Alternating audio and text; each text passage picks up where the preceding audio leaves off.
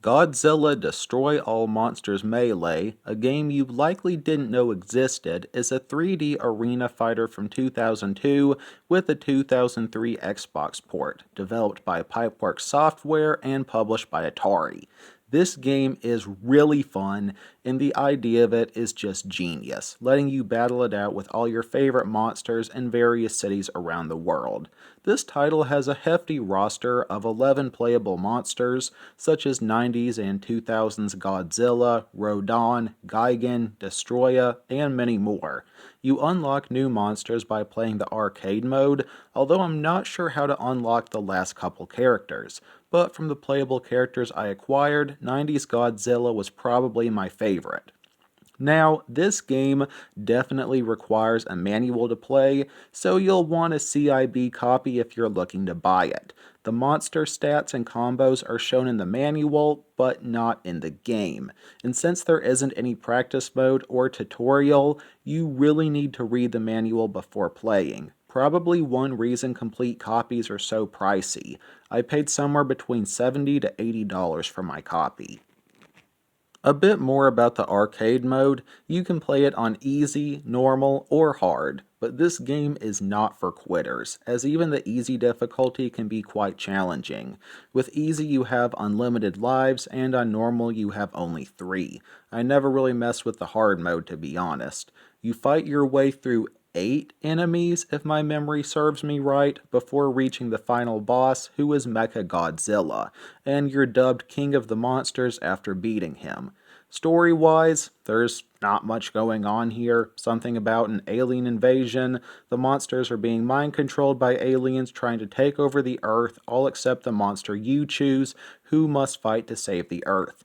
But this game really didn't need a story. There is just something so special about fighting as giant monsters duking it out in big cities and throwing buildings at each other.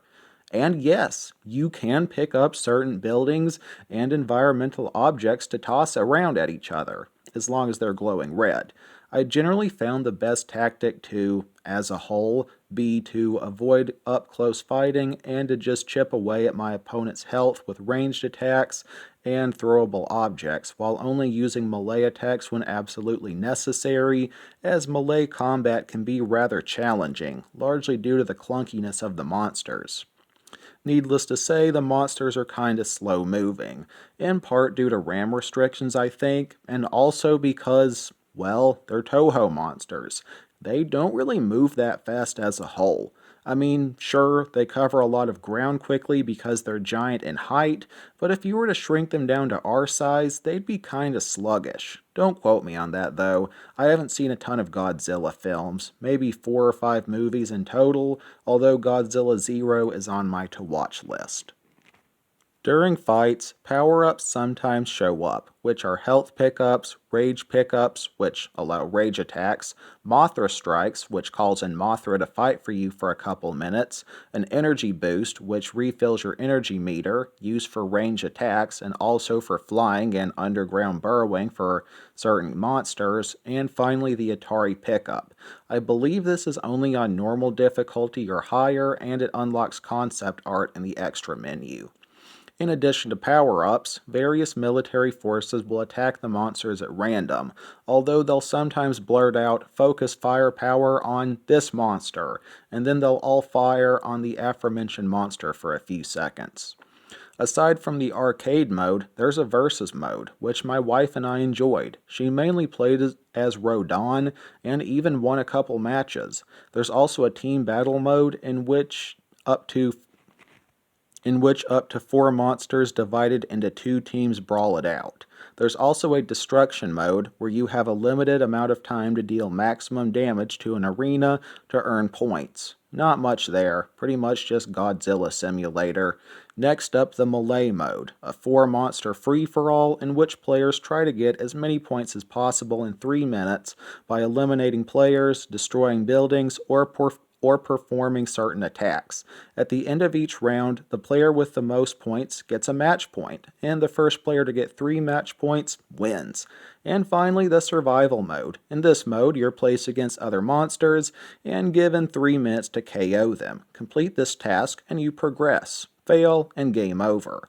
After every fight, you get a partial health boost, but it will progressively get lower until you succumb to defeat, unless you're a really gifted player. Graphics-wise, this game looks great for the time, although got a little laggy now and then. The soundtrack was great with awesome sound effects. Godzilla Destroy All Monsters Melee earns an 8.4 out of 10 from me.